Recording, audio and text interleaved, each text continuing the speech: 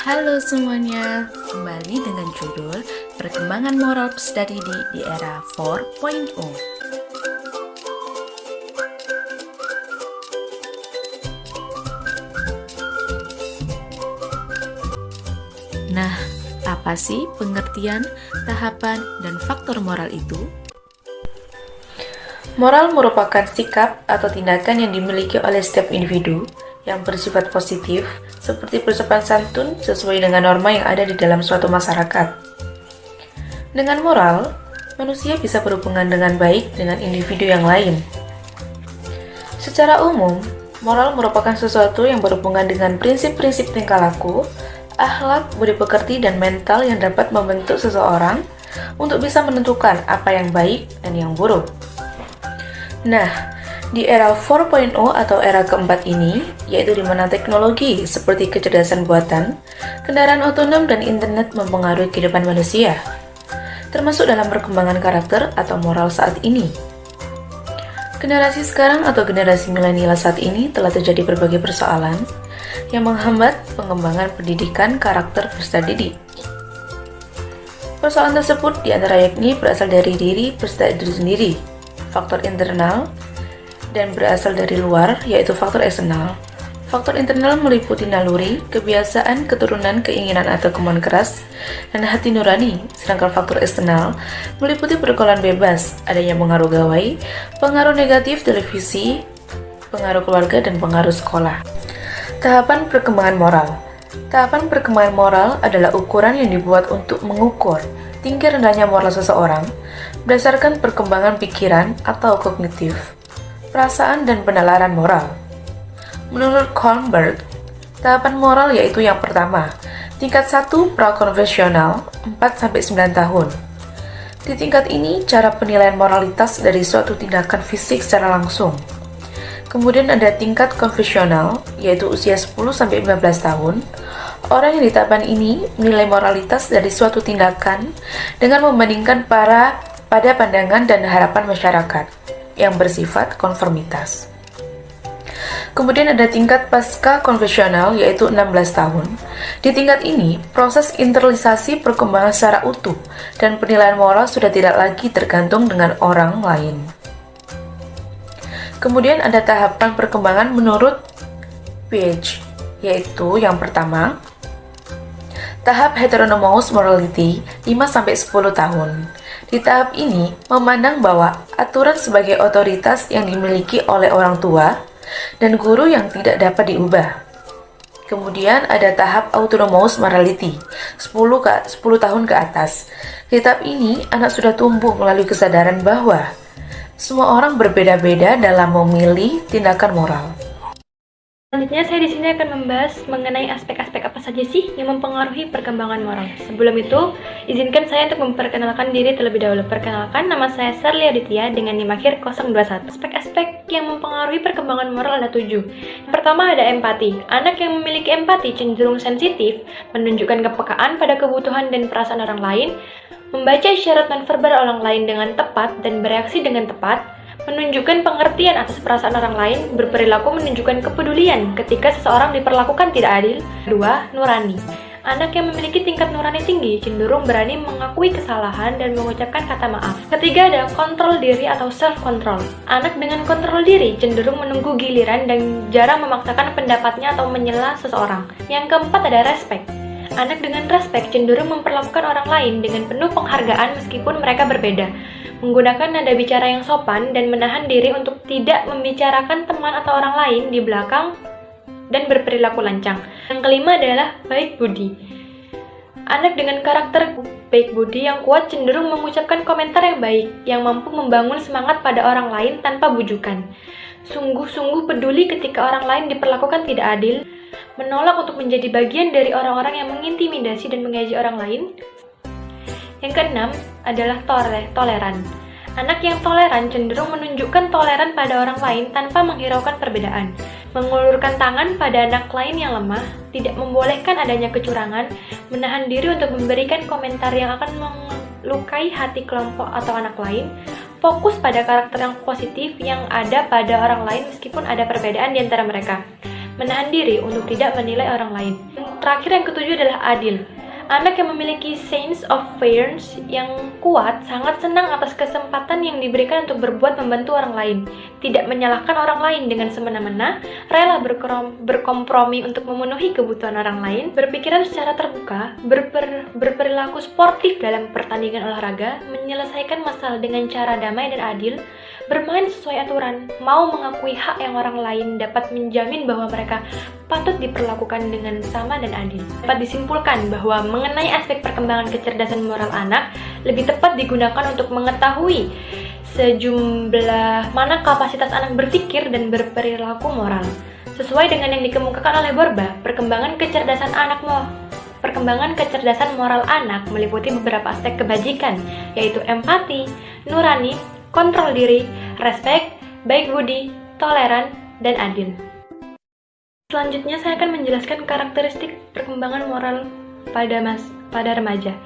Masa remaja merupakan masa di mana mereka mencari jati diri dan berusaha untuk melepaskan diri dari lingkungan orang tua untuk menemukan jati dirinya sendiri. Maka masa remaja menjadi suatu periode yang sangat penting dalam pembentukan nilai dan moralitas. Karakteristik yang menonjol dalam perkembangan moral remaja adalah bahwa sesuai dengan tingkat perkembangan kognisi yang mulai mencapai tahapan berpikir operasi formal, yaitu mampu berpikir abstrak dan mampu memecahkan masalah-masalah yang bersifat hipotesis. Maka pemikiran remaja terhadap suatu permasalahan tidak lagi hanya terikat pada waktu, tempat, dan situasi, tetapi juga pada sumber moral yang menjadi dasar hidup mereka. Perkembangan pemikiran moral remaja dicirikan dengan mulai tumbuh kesadaran akan kewajiban mempertahankan kekuasaan dan peranata yang ada karena dianggap sebagai sesuatu yang bernilai, walaupun mereka belum mampu mempertanggungjawabkannya secara pribadi. Berdasarkan uraian saya sebelumnya, karakteristik perkembangan moral yang harus dimiliki oleh remaja harus sesuai dengan apa yang diinginkan oleh lingkungan sosial mereka dan sesuai dengan aturan, hukum, dan keadilan yang ada di masyarakat. Nah, berikut contoh perkembangan moral yang buruk di era 4.0.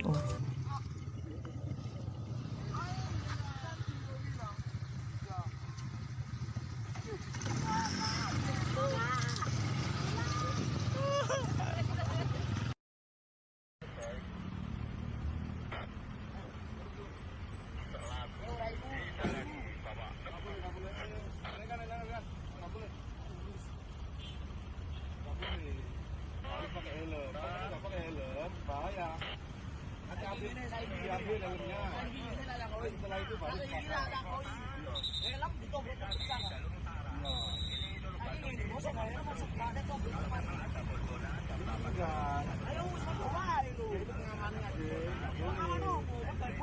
pelindung kepalanya itu.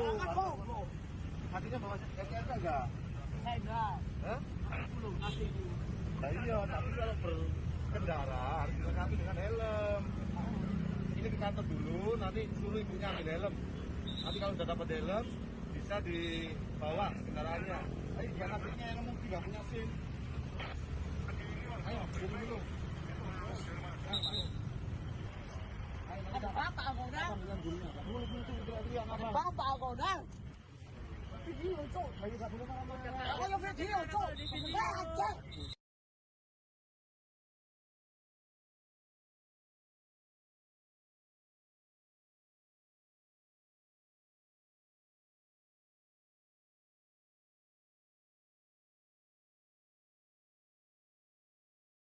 Pengembangan dan tujuan pendidikan moral di era 4.0.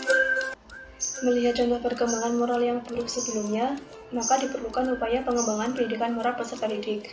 Dalam upaya pengembangan moral peserta didik, guru dan orang tua dapat berkolaborasi.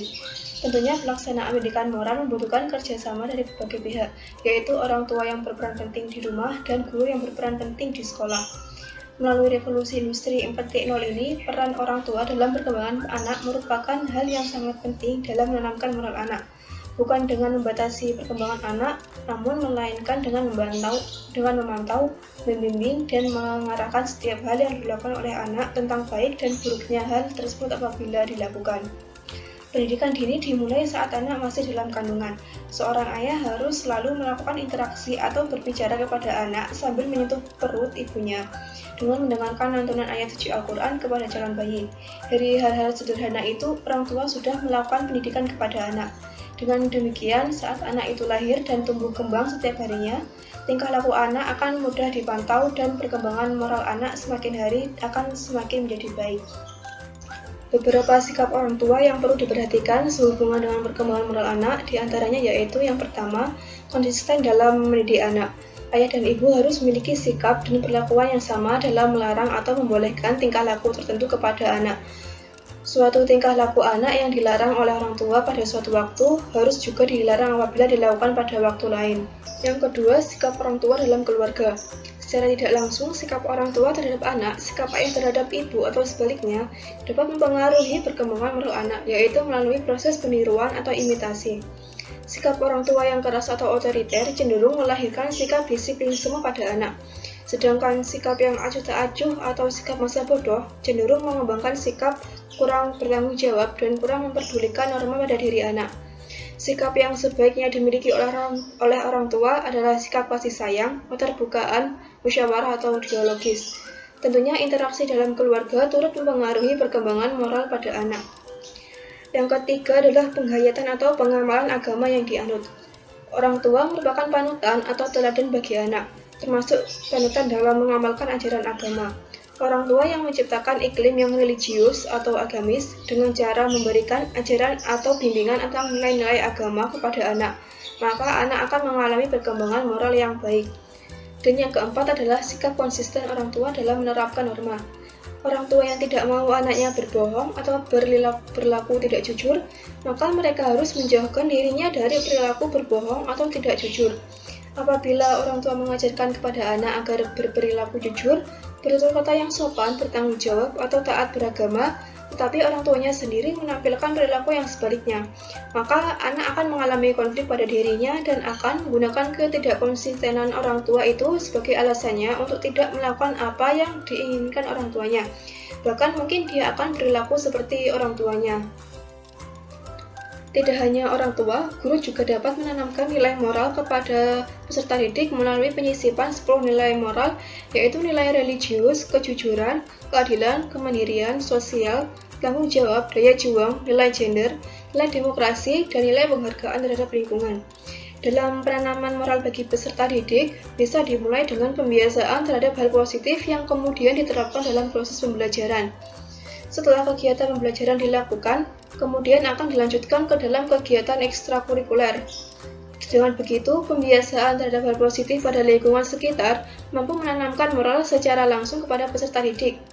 Jadi, penanaman moral ditanamkan dengan penyisipan saat kegiatan pembelajaran di sekolah.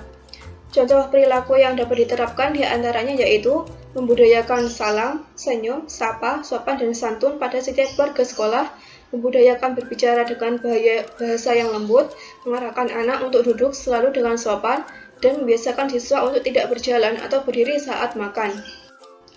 Tujuan dari perkembangan moral pada peserta didik di era 4.0 diantaranya yaitu yang pertama, membangun karakter. Mengetahui nilai-nilai moral yang baik seperti kebaikan, kerendahan hati, keberanian, dan kasih sayang sejak dini dapat membangun karakter anak hingga dewasa nanti. Nilai-nilai itu akan membentuk mereka menjadi orang dengan karakter positif. Dan yang kedua adalah membantu anak mengatasi situasi sulit. Salah satu masalah paling mendesak yang seringkali dihadapi peserta didik di era 4.0 adalah depresi. Situasi stres dapat membuat sebagian dari orang mengalami kesulitan. Anak-anak pun dapat mengalaminya, terutama mereka yang tidak memiliki banyak pengawasan dari orang dewasa dalam hidup mereka. Mengajari mereka untuk membedakan yang baik dan yang buruk dapat membantu mereka membuat keputusan yang lebih baik. Hal tersebut juga dapat memberi anak keberanian setiap kali menghadapi situasi sulit. Dan selanjutnya beberapa contoh terlaksananya tujuan dari pengembangan moral yang baik di era 4.0. Nah, berikut contoh perkembangan moral peserta didik yang baik di era 4.0.